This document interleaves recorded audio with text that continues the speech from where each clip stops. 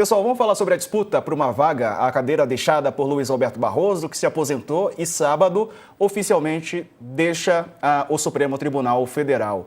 Rodrigo Pacheco falou hoje, sobre o nome dele que vem sendo ventilado aí por alguns interlocutores, principalmente de pessoas graúdas do Senado e do Supremo Tribunal Federal. O senador Rodrigo Pacheco, do PSD de Minas, um dos nomes mais cotados para assumir a vaga de Barroso, disse hoje a jornalistas se sentir honrado com o apoio de colegas da casa, mas que não tem como fazer especulações sobre quem vai ocupar a cadeira aberta depois do anúncio de aposentadoria do Luiz Roberto Barroso. Dani, como é que estão essas conversas todas em Brasília?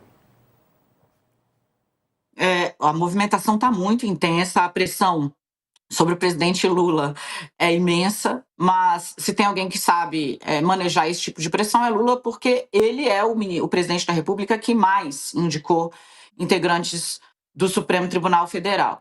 O apoio a Rodrigo Pacheco na política e no Supremo é muito grande. Por isso, também ali a dificuldade, Lula, para fazer uma indicação que não seja a do senador Rodrigo Pacheco, Lula teria de fazer uma costura ampla no Senado Federal, que é a casa que vem dando aí ao governo certa tranquilidade, não só evitando a aprovação de pautas bomba, como também levando adiante projetos e propostas importantes para o governo federal. Hoje, inclusive, aconteceu exatamente o que a gente disse que o governo estava lutando para fazer ontem, Sarza, que era derrubar a sessão do Congresso que analisaria os vetos do presidente ao licenciamento ambiental. Acho que a gente vai voltar nesse assunto logo mais, mas queria aqui trazer, então, que já teve um gesto do Senado na direção do governo hoje, gesto feito diretamente pelo presidente do Senado, Davi Alcolumbre, porque a prerrogativa de convocar a sessão e de desconvocar é do presidente do Senado Federal, que atua como presidente do Congresso nessas sessões conjuntas, Então, foi um gesto de Alcolumbre ao governo, respondendo a um pedido feito pelo governo ainda ontem. E Alcolumbre é o principal cabo eleitoral, digamos assim, da indicação de Rodrigo Pacheco para o Supremo Tribunal Federal, ao lado de ninguém mais, ninguém menos que os ministros Gilmar Mendes e Alexandre de Moraes. Então, assim, não é que tem pouco apoio, Agora, os outros grupos também se movimentam, De fora do país, encolhido, Bruno Dantas está na Itália, ele foi para uma missão, jubileu, ele foi com uma missão oficial pelo Tribunal de Contas da União, de onde é ministro, tem conversado muito discretamente com aliados de Lula para medir a temperatura e a pressão. Do lado de Messias, Jorge Messias, o advogado-geral da União, que é considerado favorito ainda pela relação pessoal que tem com Lula, hoje ele esteve com o presidente da República e um representante da Assembleia de Deus, uma vertente da Assembleia de Deus numerosa e importante politicamente, e está ajudando, inclusive, Lula a se aproximar de setores evangélicos. Ao postar uma foto ao lado de Messias, Lula, por óbvio, também amplia a especulação sobre a escolha do aliado para o Supremo Tribunal Federal. O presidente vai ter de trabalhar essa indicação, sabe disso, porque hoje, e isso está na coluna, convido o nosso assinante a dar um pulo lá, hoje, até o PT duvida que Messias tenha votos suficientes para ser aprovado no Senado, dada a campanha política e da magistratura fortíssima que está sendo alvo aí, Rodrigo Pacheco. Ô, Letícia, é assim mesmo, essas movimentações ocorrem em Brasília nesses momentos de escolha, momentos importantes de definição, uma cadeira vaga no Supremo. Sim, e é por isso que precisa de muita conversa antes do anúncio da nomeação do indicado do presidente para a cadeira no Supremo. Então, ele voltou de viagem, ele já tem ali o nome que ele quer, com certeza, está bem claro ali para ele, mas existem outras forças e outros nomes que são importantes e com peso. Então, a Dani colocou, acho que 35 votos que o PT vê ali como difíceis de conseguir virar, de reverter. Esse número ele é muito próximo do número da eleição da presidência do Senado, no começo do ano, que o Rogério Marinho ele ficou com... Desculpa, na outra eleição, o Rogério Marinho teve 32, que é o que uma ala do Senado disse que é um grupo muito bolsonarista, bolsonaristas, mas alguns dissidentes. Então, que se houver uma boa postura, é possível conseguir diminuir essa resistência, esse grupo tão resistente, e conseguir levar uns votos para lá. Por trás da indicação, não é uma questão só de indicação, mas por trás disso, essas conversas também sempre têm outros tipos de compensação. Então, se o Lula consegue chegar num acordo do tipo, olha, eu realmente, de fato, quero o Messias, vou indicar o Messias, mas eu consigo compensar o Senado com outras coisas, consigo chegar num acordo com o Davi Alcolumbre para ele me ajudar a garantir o número que eu preciso para aprovar um nome para o Supremo, dá para fazer, dá para fechar. De novo, é tudo questão política. O Lula sabe jogar muito bem com a política, com esses ingredientes todos. Precisamos ver como que vai ser o tipo de conversa. Ele se reuniu com os apoiadores do Pacheco essa semana, com os ministros que apoiam o Pacheco, estava hoje lá no Planalto com o pessoal evangélico, e o Messias vai ter um trabalho por aí, se for ele o escolhido, muito mais do que o Pacheco, sem dúvida, Diego. Couto.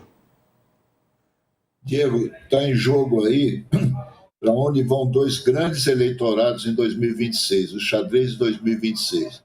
De um lado, os evangélicos, né? O Jorge Messias é evangélico, então traria. Aliás, esses evangélicos tiveram hoje com o presidente Lula, saíram de lá com a certeza de que o Jorge Messias já está escolhido. Esse foi o comentário que eles fizeram na saída do Palácio do Planalto. E, de outro lado, o Lula precisa de um candidato forte em Minas Gerais, que é outro eleitorado decisivo em 2026. E já há bastante tempo ele se fixou no nome do Rodrigo Pacheco para ser o candidato dele em Minas. Então, nós temos que levar tudo isso em conta também na hora de escolher o novo ministro do Supremo. Não é só o judiciário que está nesse xadrez aí, mas também a política, também a eleição.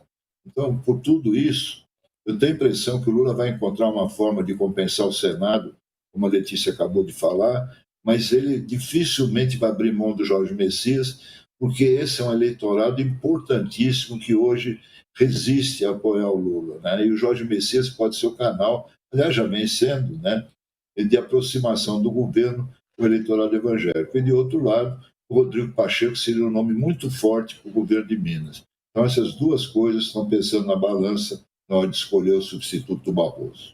Dani, é importante ressaltar a importância do Senado nesse momento para dar uma sustentação maior ao governo Lula, porque se fosse depender da Câmara, o buraco era mais embaixo, né?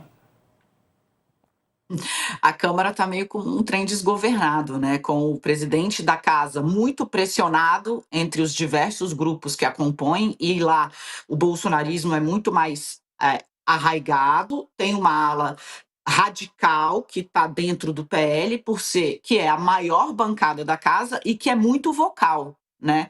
Diferentemente do Senado, onde você tem, por exemplo, o expoente do bolsonarismo do PL no Senado, Rogério Marinho, é um senador que passou pelo PSDB, foi ministro de Estado, é patrono da reforma trabalhista no Brasil, é uma figura que tem uma trajetória mais ampla, né? Um arco maior do que está restrito a essa onda, né, política criada por Bolsonaro, líder de massas, né, desde 2018 até agora.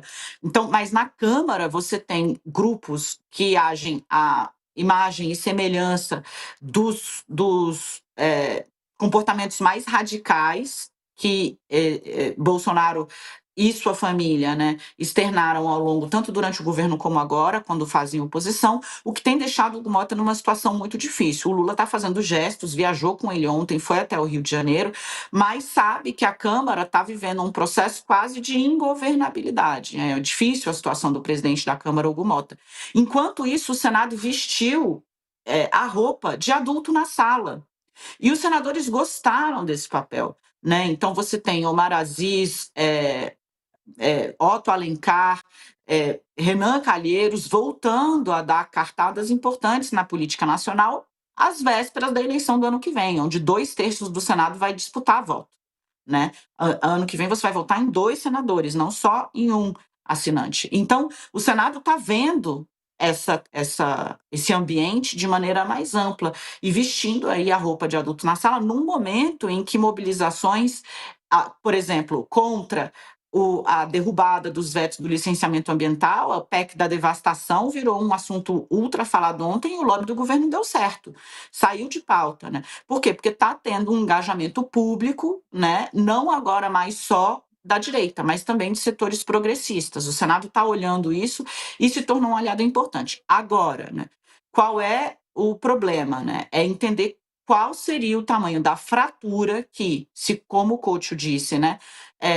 Escolhido Messias, o advogado-geral da União, qual o tamanho da fratura que ficaria com o Senado Federal e com o Davi Alcolumbre. Hoje, Davi Alcolumbre, como relatou uma fonte há pouco tempo, né, vale o próprio peso, não em ouro, mas em diamante, para o Palácio do Planalto.